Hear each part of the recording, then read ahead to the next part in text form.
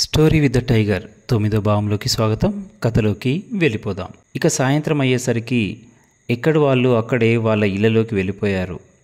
7 గంటల కల్లా కావ్య మరియు వరుణ్ టామీతో కలిసి వాళ్ళ గుడిసెలోకి వెళ్ళిపోయారు. చాలా ప్రశాంతంగా ఉంది. ఎలాంటి శబ్దము లేకుండా, టీవీ సౌండ్, మొబైల్ సౌండ్ లేకుండా చాలా ప్రశాంతంగా ఉన్న వాతావరణం వాళ్లకు ఓ రకమైన హాయిని, ఉత్తేజాన్ని ఇస్తోంది. హాయిగా వాళ్ళు ఆ రాత్రి నిద్రపోయారు. తెల్లారి ఉదయం 5:30-6కు మధ్యలో ఒక్కసారిగా ఏదో వెలుగు కనిపించింది. టామీ ఒక్కసారిగా ఉలిక్కిపడి లేచింది. టామీ చాలా హుషారైన జంతువు, చాలా చలాకైన జంతువు. ఎలాంటి విషయాన్నైనా ఇట్టే పసిగడుతుంది. ఆ మెరుపును చూడగానే ఒక్కసారిగా వెళ్ళి వరుణ్ మరియు కావ్యాల్ని నిద్రలేపింది. అలా నిద్రమత్తులోంచి వాళ్ళు కళ్ళు తెరిచి చూస్తే రూమంతా ఓ వెలుగుతో కనిపించింది. అరే, ఏం జరుగుతోంది ఇక్కడ? ఏంటి విచిత్రం అని చూసేసరికి అప్పుడు అర్థమైంది వాళ్ళకి. అప్పుడే ఉదయిస్తున్న సూర్యుడి యొక్క లేలేత అరుణిమ కిరణాలు ఆ గదిలో పడగానే ఈ వెలుతురు వస్తోంది. ఎలా వస్తోందా అని ఆలోచిస్తే అప్పుడు అర్థమైంది. ఆ గది నిండా ఉన్నటువంటి ఆ కోయ, గోండి బొమ్మలున్నాయి కదా, ఆ బొమ్మలపై ఓ రకమైన మెరుపు ఉంది.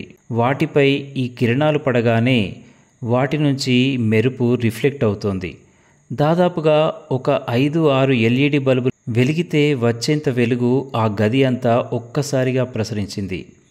వాళ్ళందరికీ ఏదో మయసభలోనో ఏదో ఇంద్రసభలోనో ఉన్నట్టుగా అనిపించింది.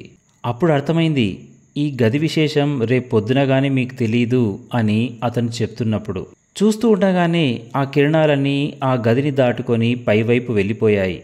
గది మళ్ళీ మామూలు రూపులోకి వచ్చేసింది. ఒక్కసారిగా ఆశ్చర్యంలోంచి బయటకొచ్చి, వావ్, ఎంతటి అద్భుతమైన సన్నివేశం అంది కావ్య. వరుణ్ ఇంకా ఆ మైకం నుంచి కోలుకోనే లేదు.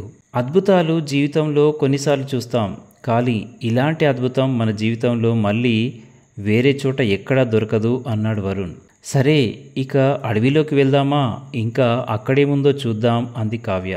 ఆ నేలకొండపల్లి చుట్టూ యు ఆకారంలో ప్రాణహిత నది ప్రవహిస్తూ ఉంటుంది కాబట్టి అక్కడ నీటికి కొదవ లేనేలేదు. అంతటి దట్టమైన అడవిలోకి ఇక వాళ్ళు అడుగు మోపారు. ఇక వాళ్ళ జీవితంలో కొన్ని విచిత్రాలు చూసేందుకు సమయం ఆసన్నమైంది. ఉద్వేగంతో కాస్త వేగంగానే అడుగులు వేస్తున్నారు.